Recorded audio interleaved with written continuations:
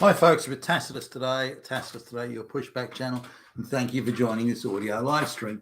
Please listen to this presentation as you would a radio broadcast.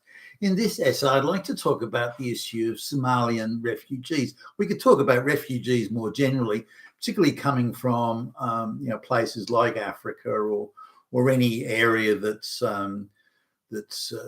where illiterate peasants, tribal illiterate peasants who've known nothing but an outer rural tribal peasant, IQ 70 lifestyle, particularly if you throw Islam into the mix, and then bringing them into a first world Western country without really any sort of form of induction or preparation at all. So let's sort of have a look at that. Now, wherever you go around the world, and I'll use Somalian because they're probably the worst, but wherever you go around the world, Sweden, Britain, Australia, the United States, particularly around, say, Minneapolis and around there where there's quite a large, or Minnesota rather, the state of Minnesota, where there's quite a large Somalian population. They all cluster together. And why would you bring in people who would be, perhaps out of all the people in the world, amongst the least likely and overtly so, the least likely to integrate or want to integrate? They want to create a little Somalia in the middle of Minnesota with Somali flags, the Somali language, Somali facilities. The town hall is a Somalian sort of, exclusively Somalian, but, and the list goes on and on. Special liaison officers and interpreters, all paid for by the US taxpayer or the Western taxpayer. And where's the effort to integrate? Now, they also come from very corrupt societies, very violent societies, and they bring all of this stuff with them. And I think that's how the world is. And even though they come to a first world country is very different, they seem to be almost immune to its effects. And they just recreate what Somalia was like, just it's Somalia with more money, really. That's all they do. And they revel in the money and the handouts and the gifts while living more or less the same life that they would have lived in Somalia. Now, even though they don't have the gangs running around, terrorizing them and shooting them and killing them in the street, there is that goes on, certainly not the scale that it would have in Somalia. Again, this doesn't appear to have any effect on them. They're almost, again, they're just immune to the effects of Western society, and even believe, as much as this is hard to imagine how they could believe it, they even believe that they're morally superior to the people in the West. So how did the West become rich? Well, they've been told the West is only rich, white country is only rich because they stole it all from the black people, and they believe this nonsense. And so they come with an already a built-in contempt and hatred of white Western societies, and believe that all the handouts they get, that they don't have to appreciate it or be thankful or grateful for it. All the handouts they get are just their own money that the white people stole in the first place, their own money being given back to them. And community activists, including UN activists and white college kid activists and so on in the West, encourage them in this view and this belief.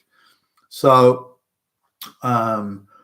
when it's American Independence Day or any American sort of where some sort of observance is considered standard in the United States, the Somalis are nowhere to be found.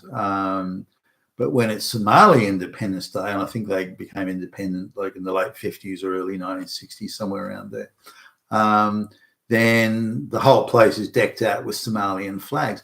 Even people that have been in the US since childhood celebrate Somalian Independence Day as if it's a sacred day. Also, other Somalian holidays and religious observance days are devoutly adhered to, again with celebrations, all of which is, by the way, funded and paid for by handouts from the American taxpayer. So they stick quite rigidly to this, and they want to keep their language alive, their customs alive.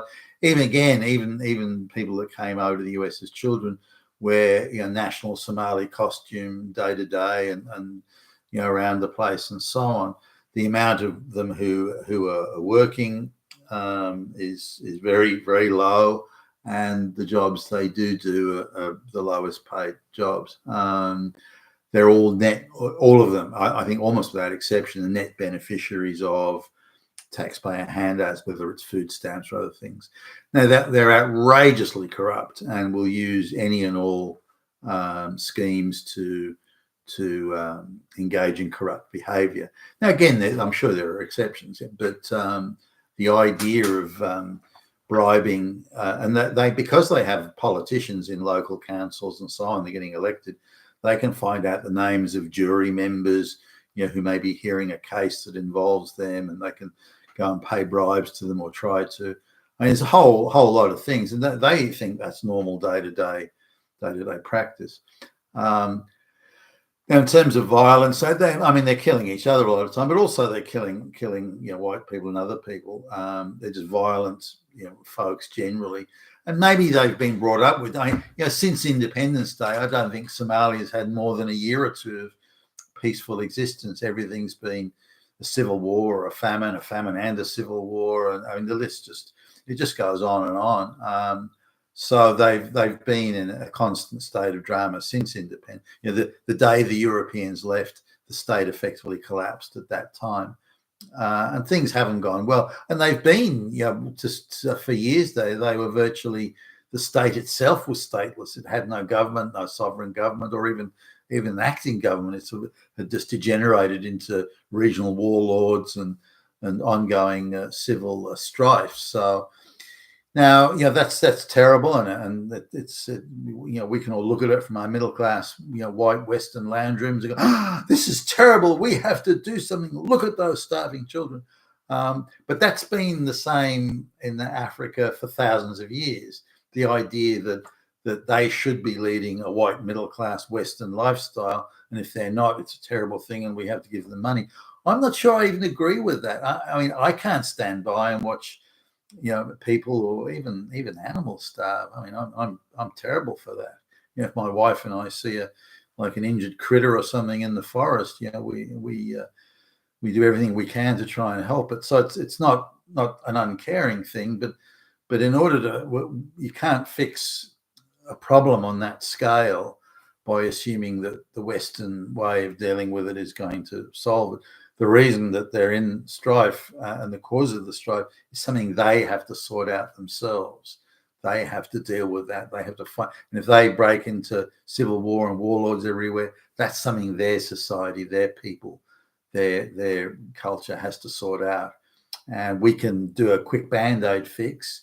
We can send in United Nations troops, or we can give massive food aid, which is corruptly acquired by the warlords anyway. But no matter what we do, millions are going to die, and no matter what. Sure, we can temporarily alleviate it, or maybe instead of 1 million dying, we can reduce it to only 600,000. But those are the options and solutions. Now, a lot of Somalis are in refugee camps, whether it be in Somalia or in neighbouring areas, areas that themselves aren't wealthy, and also are in a state of virtual civil war and all sorts of civil strife and conflict. So how do they select these Somalis? Now, do they select on the basis of IQ? Do they select them on the basis of most likely to integrate? Do they select on the basis of, they have good English? Do they select on the basis they're good students at school? Do they? I mean, what is the basis? Because they offer free schooling and free language and all this sort of thing, and very few of them take up on it. By the way, I'm surprised how many people might have been in a refugee camp for 2, 3, 4, 5 years and they can't speak a word of English, even though there are free lessons every day, for the whole day on English. They can watch English movies in English, and they've got the whole books in English. They've got the whole thing laid on, yet they don't bother at all. I don't understand that. I mean, if someone's not bothered at all to learn even a word of English, but yet they want to come to, for example, the United States, then why would you want them as a migrant if they're not prepared to make the tiniest effort? Now, on the other hand, they say, well, they've only got an IQ of 65. What do you expect? Well, then why would you want them as a migrant? For goodness? Why take in a tribal peasant, a literate tribal peasant with an IQ of 65? Why would you even consider somebody like that?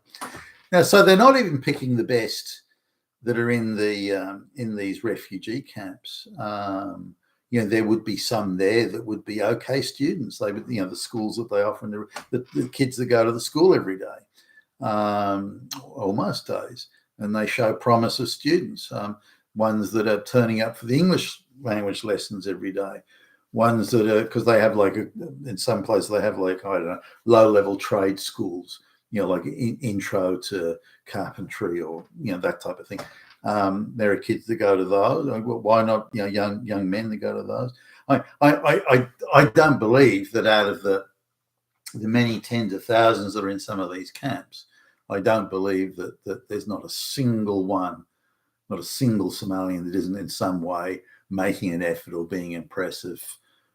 As in, they're an okay student or something like that. There must be some. I don't believe that there are zero there.